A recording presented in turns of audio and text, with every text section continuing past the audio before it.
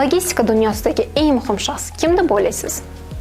Ko'pchilik haydovchi yoki yetkazib beruvchi deb javob beradi. Lekin aslida ekspeditor yukning to'g'ri va tez yetkazilishini ta'minlaydigan asosiy mutaxassis. U qanday ishlaydi va nima uchun kerak? Keling tushuntirib beramiz. Ekspeditor bu yukni jo'natuvchidan qabul qilib olib, kerakli joyga yetkazib berishni tashkil qiladigan mutaxassis. U transport, bojxona va hujjatlarni boshqaradi. Faraz qiling, siz Xitoydan yuk import qilyapsiz. Yukni o'z vaqtida olib kelish uchun sizga to'g'ri transport turini tanlash, havo, dengiz, avtomobil yoki temir yo'l, bojxona hujjatlarini to'g'ri rasmiylashtirish, eng maqbul narx va yo'nalishlarni topish kerak. Shu jarayonda ekspeditor sizga yordam beradi. U yukni nazorat qiladi, hujjatlarni rasmiylashtiradi, yukni yo'qotish yoki kechikishlarni oldini oladi. Ekspeditor qanday ishlaydi?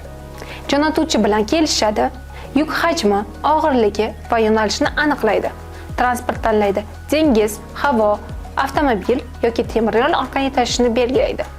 Bojxona jarayonlarini boshqaradi. Hujjatlarni rasmiylashtirib, yukni to'g'ri shaklda yetkazilishini ta'minlaydi. Yetkazib berishni nazorat qiladi, yukni xavfsizligini ta'minlab, mijozga yetib borgunicha kuzatib boradi. Bir ko'rinishda ekspeditor nimaga kerak deb o'ylashingiz mumkin.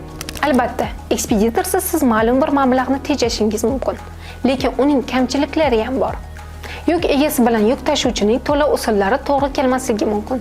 Yuk egasining yetarli tajribasi yo'qligi, yuk egasining vaqt resurslari va hokazo. Ekspeditor bu yukingizni to'g'ri va samarali boshqaradigan asosiy mutaxassis.